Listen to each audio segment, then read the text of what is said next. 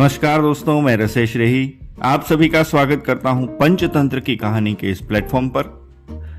दोस्तों, आज की कहानी है नटखट चुन्नू। तो चलिए आज की कहानी शुरू करते हैं। नटखट चुन्नू नन्हा सा एक चूजा था। वह सारा दिन इधर उधर फुदकता रहता था।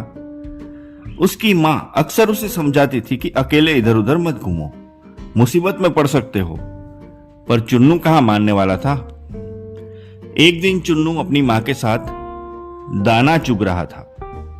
दाना चुगते चुगते वह अपनी मां से नजर बचाकर थोड़ा दूर निकल गया। वहां उसे कुछ मटर के दाने पड़े दिखे, तो वह अपनी छोटी सी चोंच से छीलकर उसके दाने खाने लगा। तभी मटर का एक दाना अचानक उसके गले में अटक गया। चुन्नू बड़ा परेशान हुआ। उसने उस दाने को निगलने या उगलने की बड़ी कोशिश की, लेकिन दाना निकल ही नहीं रहा था। चुन्नू रोने लगा। कुछ देर में उसकी मां भी उसे ढूंढते ढूंढते वहां आ पहुंची। जब उसे पता चला कि चुन्नू के गले में मटर का दाना फंस गया है, तो वह भी बहुत परेशान हुई। उसने अपनी चोंच से उस दाने को निकालने की कोशिश की, लेकिन उसे सफलता नहीं मिल रही थी।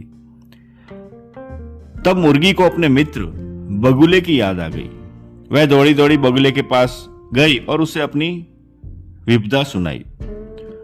बगुला तुरंत मुर्गी के साथ आया और उसने अपनी लंबी चोंच से चुन्नू के गले में फंसे मटर के दाने को निकाल दिया।